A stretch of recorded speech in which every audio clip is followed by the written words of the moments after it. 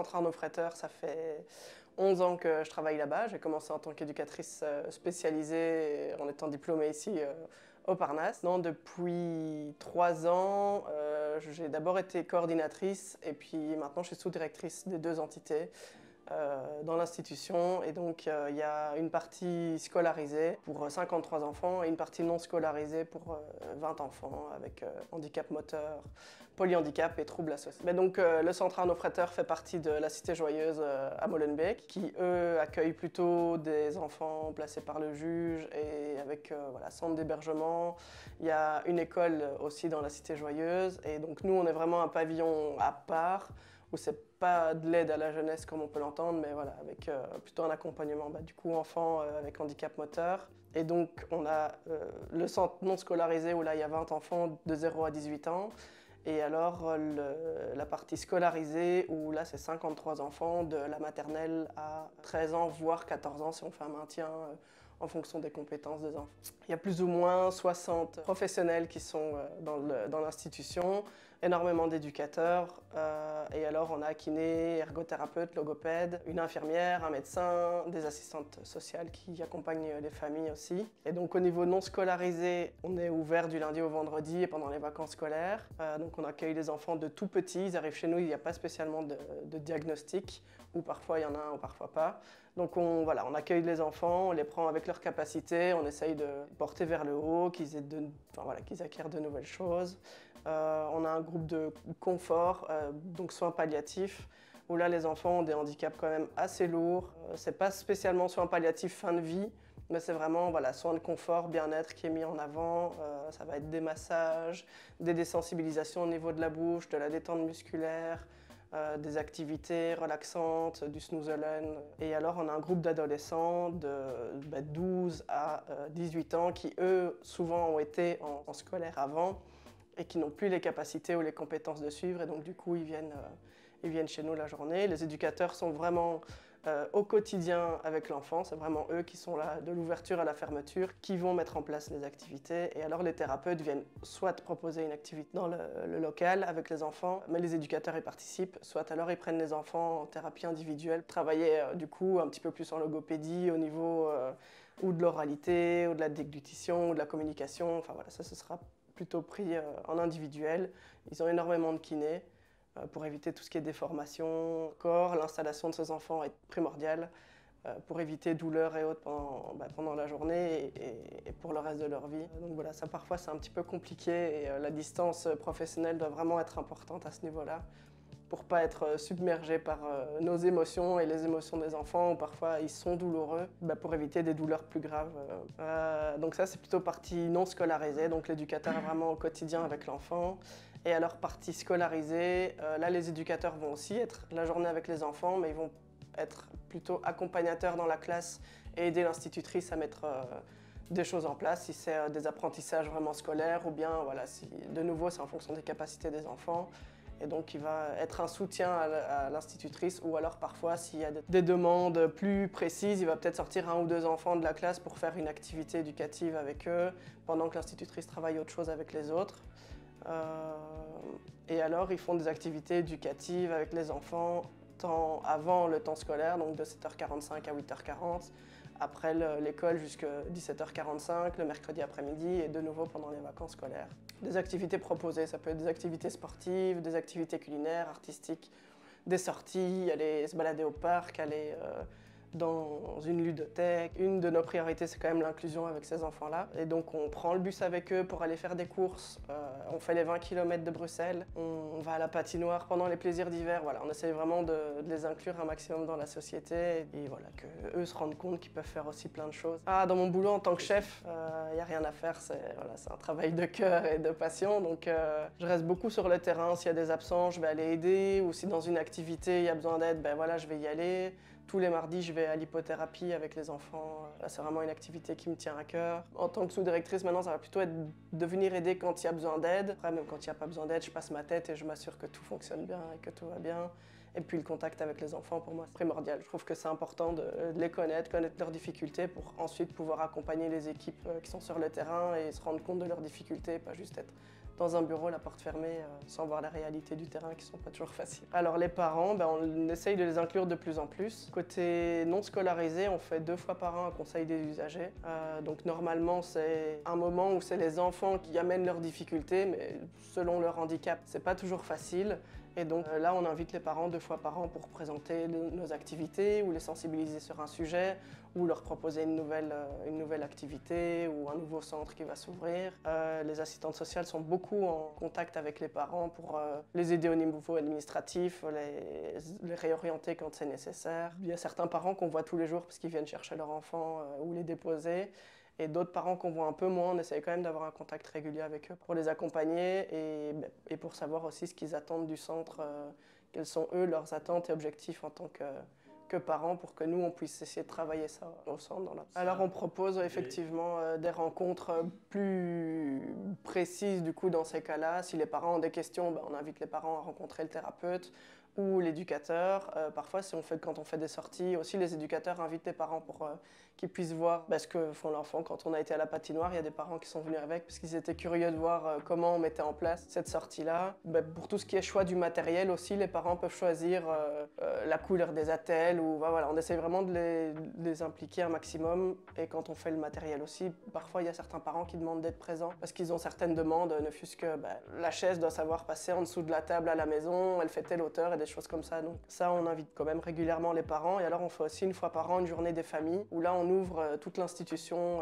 Pour le moment, c'est un mercredi après-midi, mais ça peut peut-être changer. Où toute la famille peut venir avec même la fratrie et autres. Et les parents et les frères et sœurs peuvent vivre un moment un petit peu du quotidien de leur frère ou de leur sœur ou de leur enfant. Souvent, ils repartent avec en fait, je pourrais faire cette activité-là chez moi. C'est vrai que c'est quelque chose qu'on a déjà fait 1 fois et là, on a en projet de le refaire cette année. Et les parents sont assez preneurs. Et de temps en temps, on donne un petit fascicule aussi avec des bonnes idées à faire ou des activités qu'on peut faire facilement à la maison avec 3 fois rien parce que souvent on peut aussi spécialiser au niveau du handicap, ça coûte assez cher dès qu'on veut du matériel, faire de la pâte à modeler maison ou des choses comme ça, comestibles, comme ça si l'enfant le met en bouche, c'est pas grave. Et des petits gestes aussi, on utilise pas mal les gestes au quotidien pour la communication avec les enfants et donc on donne parfois aux parents quelques petits gestes à refaire à la maison ou des pictogrammes, donc c'est des petites images qui vont permettre à l'enfant de pointer ce qu'il veut. S'il veut, je sais pas, du chocolat ou un biscuit, il va pointer l'un ou l'autre et donc ça permet de créer du lien et de la communication et les parents peuvent aussi communiquer du coup avec leur enfant et en même temps ça travaille ce que nous on met au centre et leurs attentes, donc c'est une collaboration. Alors on a beaucoup de tablettes ou ordinateurs parce que au niveau scolaire ils ont besoin aussi pas mal d'aide avec des logiciels très précis pour par exemple dicter, alors ça écrit à leur place ou d'autres applications. Au niveau des tablettes, il y a une application qu'on utilise où l'enfant va pointer et va pouvoir faire des phrases et dire je veux du chocolat ou je veux aller à la piscine et donc il y a ça où là l'enfant a les capacités de pointer ou alors c'est un Toby et là du coup c'est une tablette qui fonctionne avec le regard de l'enfant. Ça au niveau communication on a ça et alors on a aussi une Tover Tafel. Donc ça c'est un énorme vidéoprojecteur qui projette sur une table et en fait ça réagit au mouvement de l'enfant. Et donc ça peut être des jeux compliqués où il faut vraiment pointer en fonction de la capacité de l'enfant ou alors juste par exemple balayer une plage de sable et alors ça fait apparaître des petits coquillages ou des choses comme ça. Et ça, c'est vraiment chouette parce que c'est vraiment un panel assez large et donc les enfants avec un handicap le plus lourd et un handicap plus léger peuvent très bien jouer ensemble et ça crée aussi de la relation et c'est chouette parce que c'est interactif et c'est facile à mettre en place. Il y a certains parents en demande et d'autres, une fois que l'enfant rentre à la maison, il a assez travaillé la journée. Oui, on a des parents qui sont preneurs et qui demandent, on fait des visites à domicile aussi pour pouvoir proposer des petites aides à mettre en place au domicile, par exemple bouger un fauteuil pour que l'enfant ait plus de place pour passer ou s'il faut adapter le domicile, les ergothérapeutes, tout ça, elles mettent ça en place. Et l'éducateur aussi va de plus en plus à domicile parce que lui, il est au quotidien avec l'enfant et donc parfois les parents ont des demandes et aller aussi à domicile, ça nous permet de se rendre compte de la réalité de la vie familiale et de se dire que tout le monde ne vit pas dans un 50 ou 60 mètres carrés et que parfois il y a juste la place pour et nous on peut donner des bains à l'institution pour soulager les parents, se rendre compte de leurs difficultés et voir ce que nous on peut mettre en place au quotidien. C'est vrai que dans l'institution on a un Snoozolen qui est domotisé. C'est un vidéoprojecteur et l'enfant, par des touches, peut interagir, allumer la colonne à bulles ou choisir la chanson qu'il veut écouter ou mettre en place un tapis vibrant, enfin voilà, des choses comme ça. Et dans ce Snoozelen, on a 2 baignoires avec des bains à bulles ou des jets massants. Et donc c'est vrai que parfois, pour soulager un petit peu les parents et pour permettre à l'enfant une détente musculaire et autres, on les met dans le bain. C'est un moment agréable pour eux. Ça évite aussi aux parents parfois de se casser le dos à la maison pour les laver. Alors au niveau des réunions d'équipe, on a les deux. Il y a des réunions que éducatives, que paramédicales, donc avec kiné, ergo, logo. Et alors on a des réunions institutionnelles où là c'est les équipes qui se rassemblent tous ensemble pour parler soit d'un enfant qui pose question ou sur lequel on s'interroge, ou alors du pratico-pratique organisationnel où tiens j'aimerais bien mettre ça en place ou faire cette sortie, qui veut participer. Donc ça c'est les 3 réunions. Et alors une fois par semaine il y a des réunions d'équipe qui se fait avec les référents de l'enfant, où là on parle vraiment à chaque fois d'un enfant précis, savoir où il en est, si on a des questions, des difficultés, si l'assistante sociale doit contacter les parents, est-ce qu'on ne mettrait pas une infirmière à domicile, est-ce que le suivi à l'hôpital est bien fait.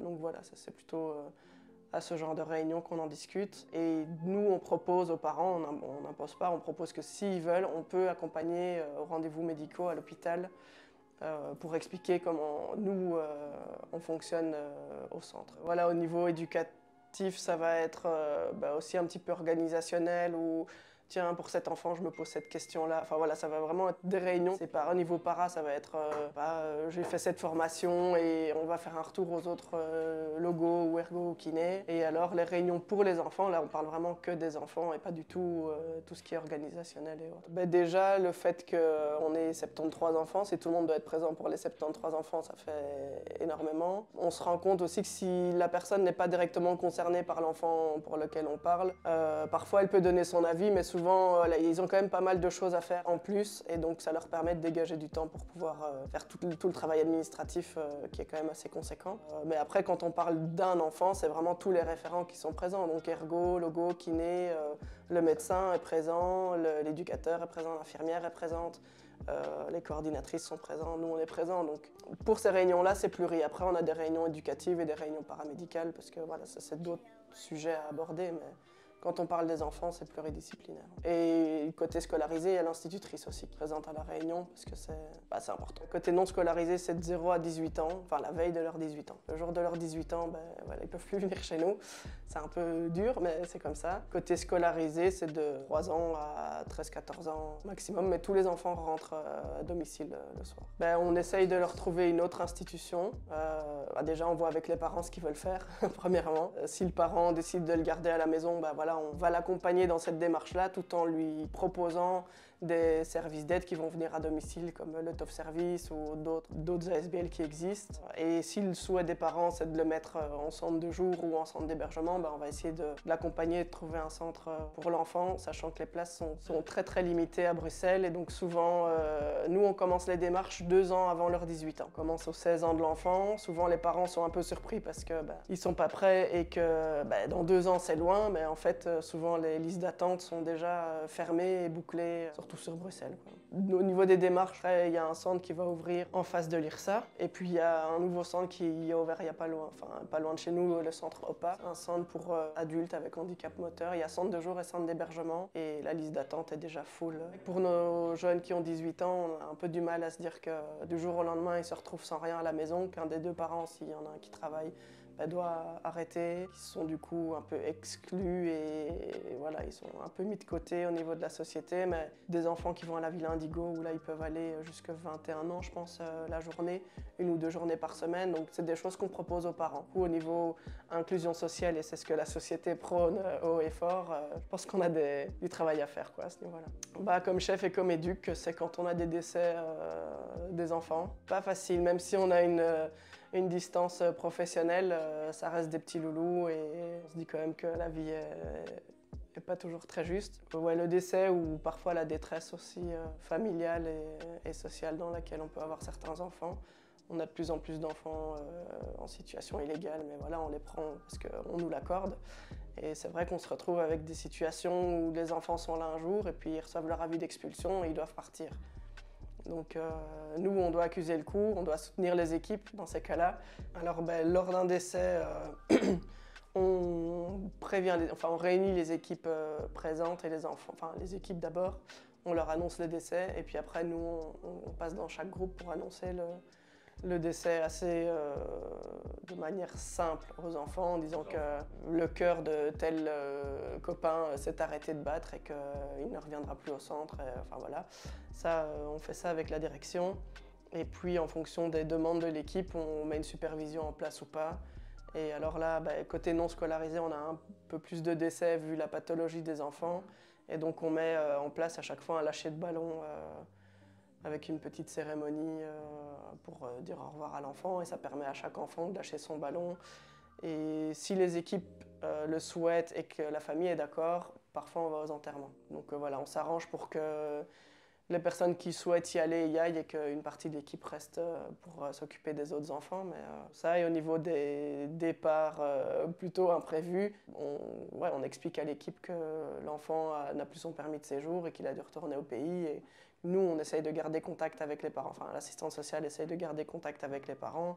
On a déjà un enfant qui a déjà fait 1 ou 2 allers-retours comme ça. Et donc, nous, on ne referme pas le dossier. La COCOF ferme le dossier parce que l'enfant n'est plus sur le territoire belge. Mais nous, on ne referme pas le dossier. Donc, quand l'enfant revient, il est réinscrit. Si on a toujours la place, évidemment, dans le centre. Mais là, on explique à l'équipe qu'on n'a malheureusement pas beaucoup de poids dans cette décision-là. Et que, voilà, mais s'ils en ont besoin, à chaque fois, on insiste bien sur le fait que s'ils ont besoin d'une supervision ou d'une aide extérieure, il n'y a pas de problème. Et, on mettra en place, quoi. On travaille, je travaille avec mon cœur, avec mes tripes et puis les enfants, ils nous le rendent fois 1000. Donc c'est un travail fatigant et lourd physiquement, mais ça fait déjà 11 ans que je fais ce boulot. Le salaire n'est pas, c'est pas avocat, mais oui, c'est ça, c'est le salaire d'un éducateur au niveau du handicap, au niveau de la COCOF. Ouais. On est quand même mieux payé que dans les écoles, par exemple. C'est vrai qu'au niveau du handicap, on est un peu mieux payé. Ouais, après, je pense que c'est une des autres difficultés rencontrées. Mais après, voilà, c'est ça la richesse du métier d'éducateur, c'est qu'il y a le handicap, il y a la psychiatrie, il y a l'AMO, il y a les écoles, il y a la petite enfance, la prison, les homes. Et je pense que c'est ça qui est chouette, c'est qu'on fait tous les mêmes études, mais qu'au final, par nos affinités, on peut trouver vraiment sa voie et s'éclater dans ce qu'on fait, quoi.